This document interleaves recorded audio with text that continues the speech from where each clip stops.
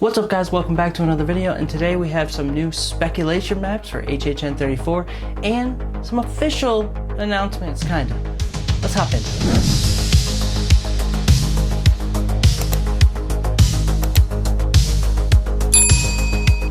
So Horror Night Nightmares dropped another spec map 2.0, so I guess the Easter map wasn't 2.0, but this is 2.0. And we also have another map from Hollowed Out Horror. We're gonna kind of put those side by side and see what we're thinking. They almost match exactly. A lot of stuff has changed, not everything. Some things stay the same, and we have scare zones. So let's start with Soundstage 23A. This looks like the WWE house.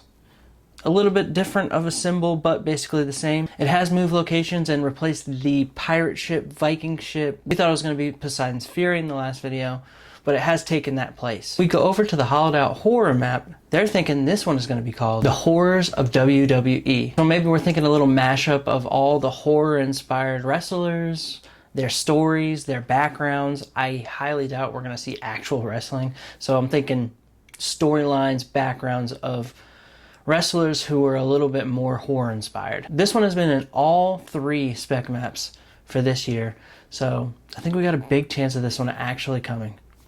I can't wait to see what they do with it. Next, let's look at Soundstage 22. And honestly, at the first look of this thing, I had no idea what this could be. The Hollowed Out Horror spec map is calling this one The Artist's Dark Manor. But doing some further investigation, some research, and getting into some conversations that were happening on Reddit, people are thinking that this could be the Killustrator. Killustrator was a prominent icon in Halloween Horror Nights Singapore, known for his twisted and violent art that brings nightmares to life. He had his own house, the Killustrator, the Final Chapter, and a show called The Silent Auction during HHN 10 over in Singapore. There's already been rumors floating around that the Killustrator was going to be reimagined here in Orlando. So now that we have this symbol, I'm thinking it could be coming true. All right, let's move over to Soundstage 23B. We've got our camera symbol. We all know Five Nights at Freddy's. We've been talking about it for years. I talked about it in my last video a little bit more in depth, so if you want to hop over there. It's still here, so this is the third time. Another one that has been in all three maps, so the percentage is a little higher, thinking that this one is actually going to be here this year. I'm with it. I guess we're going to have to wait and see. Next, we move to Soundstage 24A. And this symbol is kind of the same, but if you look close, there are some changes. Instead of buildings in the circle of this raven-winged, crossed thing, now we have a dying tree. And they've completely removed the evil devil skull on top. That's gone now. Hollowed Out Horrors map is calling this one the Hallmouth Cemetery Roots and Shadows. From the sound of it and the look of it, if you've seen the merch that they dropped, yes. If you don't know yet, we officially have preview merch for this year. The sound of this house matches the look of some of the merch. The Never Go Alone merch, the vines, and all that stuff. I think that the vibes match up perfect for this house. Cemeteries are always good vibes for Horror Nights. I love graveyard games. If it's anything like that, that could be super cool. All right, next we're moving to Soundstage 25. And we know what this is. Terrifier. This is another one that has been on all three maps. So it's safe to say, high percentage that Terrifier's coming this year. Art the Clown will be making an appearance, hopefully. Hopefully they're not playing with us. You can't take anything on these spec maps as 100%, but I think there's a high percentage that we see Art the Clown this year. Let's move on to the next one. All right, we are at the Fast and the Furious Q tent house place. Fingers crossed they keep this ride closed all season again. But this one has changed. We have a campfire, and if you remember my last video, none of the symbols indicated Friday the 13th, but there was a lot of rumors going around that Friday the 13th was coming. Now, we have a campfire. If we looked at Hollowed Out Horrors, they're thinking this one is going to be called The Legacy of Voorhees. I'm thinking a mashup of a lot of popular kills all through the series. I think we're going to get Jason in Manhattan. I think we're going to get Jason in space. I think we're going to get Freddy versus Jason, maybe. You think Freddy will make an appearance? I don't know.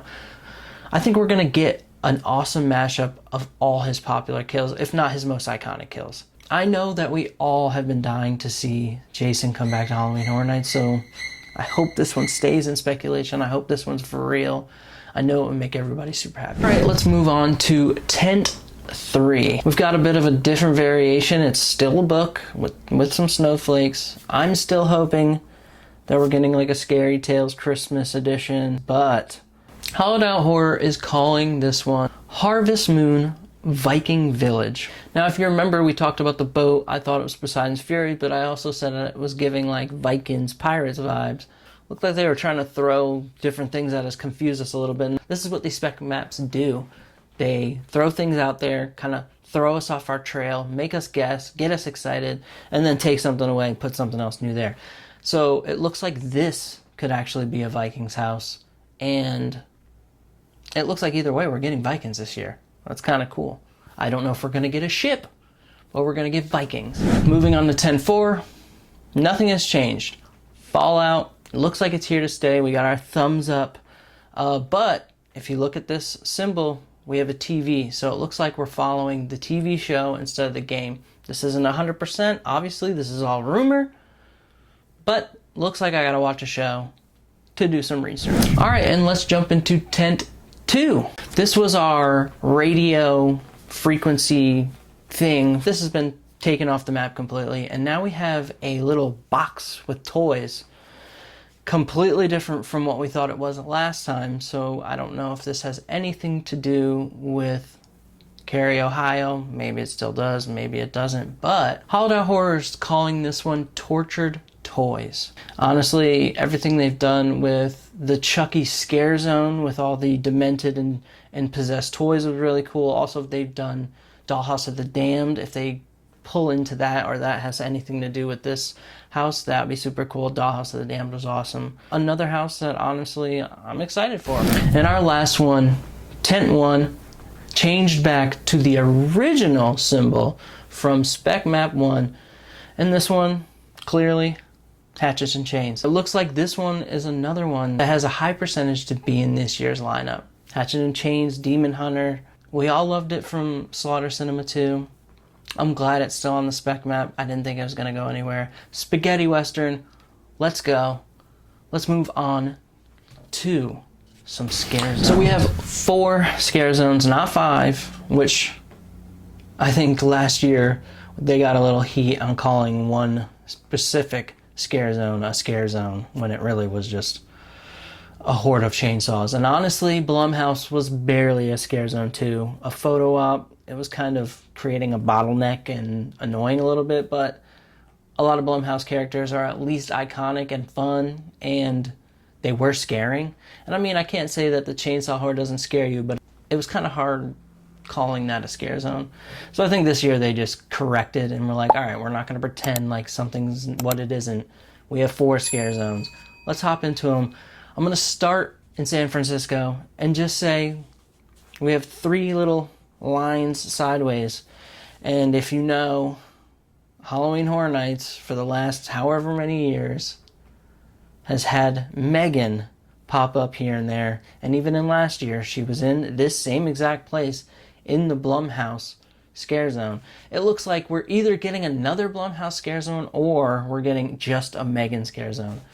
I haven't watched Megan, honestly. Wasn't planning on watching Megan. And I haven't watched it even though she's popped up so many times on Horror Nights. But it looks like with the new sequel coming out and a scare zone, her having her own scare zone, is going to force me to watch this movie. I prefer my killer doll to be Charles Lee Ray, but hey, looks like I'm watching another killer doll movie. It is what it is. I actually tried to watch it the other day and couldn't find it on streaming anywhere and was like, dang it. And then I tried to illegally watch it and also couldn't find it. So it looks like I gotta rent this thing. Megan, Scare Zone, or Blumhouse. It's probably Megan. It looks like Megan. It's the symbol for Megan. So hey Megan, welcome back. Another year of Megan. How many Megans are gonna be in this scare zone is my question. Is it just gonna be another horde of them, or I don't know. It's gonna be a lot of dancing, I could tell you that. Last video I mentioned that if we're talking games in Halloween Horror Nights, that we need to bring back a little game that I like a lot called Resident Evil. Now this is a far shot, but we have a biohazard sign with a little vial. And if you know anything about Resident Evil, You know, it all began with the T-virus. Someone gets the T-virus, they all become zombies. But digging a little deeper, in 2019, Universal Halloween Horror Nights Japan had Biohazard the Extreme, which was a Resident Evil house. Now, putting these two things together and seeing that symbol, and I know, and I've also gotten called out on Reddit for it, that if they were doing a Resident Evil house, it would probably be an umbrella symbol. But I'm just gonna pray and dream that we're getting a Resident Evil scare zone this year. If not, it is what it is, but let your boy dream. All right, let's move on to another scare zone. This is the Hollywood Boulevard area, and Hollowed Out Horror is calling this one Monsters Masquerade. We have a little masquerade hat with the face. Cool. I don't know what this will be. In my mind, I'm thinking masquerade party, Mardi Gras vibes maybe, with monsters dressed up in masquerade outfits trying to like blend in. I don't know. This one's up in the air. Don't really know how I feel about it, and I'm gonna say that I don't really know how I feel about this next one either. Let's move on to it. This is another weird one. Hollowed Out Horror is calling this one Werecats. So we're talking werewolves mixed with cats. I have no idea. Don't really know where we're going with this one. All I know is the costumes could be super cool. Horror Nights, when they try and throw something different at us, they usually knock it out of the park. And it's always the ones that you're like, that make you like scratch your head and be like, dang, are they doing that? That are the ones that they go above and beyond in. I think the costumes would be cool. I don't know why in my mind I initially think like cat alley facade, but that doesn't make much sense for where this scare zone is. Cats musical? I don't know what to think about this one. It looks like that's the idea for this one as of right now. Obviously, this is all rumor. This is all speculation. So this stuff could change. The scare zone could change. Who knows? All I know is I don't see a Mel's Die-In scare zone on here, and that makes me sad. I really wanted that Mel's Die-In scare zone. Maybe it's a show, but that's also not signified or anywhere on this. Our Nightmare Fuel symbol is still here, so it looks like that show's still here. We don't have a symbol indicating a Lagoon show. A lot of people were talking about the Lagoon show coming back this year. We were hoping for it, but as of right now, it is not on the spec map. We'll have to wait and see. Alright guys, that wraps it up for the map, and like I said, we did have an announcement, kind of. We had a preview merch drop this week with a logo drop this week, and it looks like we're going back to the saying, never go alone.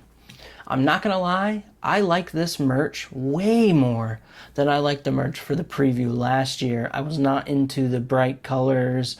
I was not into the punk stuff. Really wasn't for me. I didn't buy one piece of merch last year, and I'm already going to beg my wife to buy the shirt with the Never Go Alone on the back, with the raven, with the eyeball. I'm already trying to purchase that bad boy.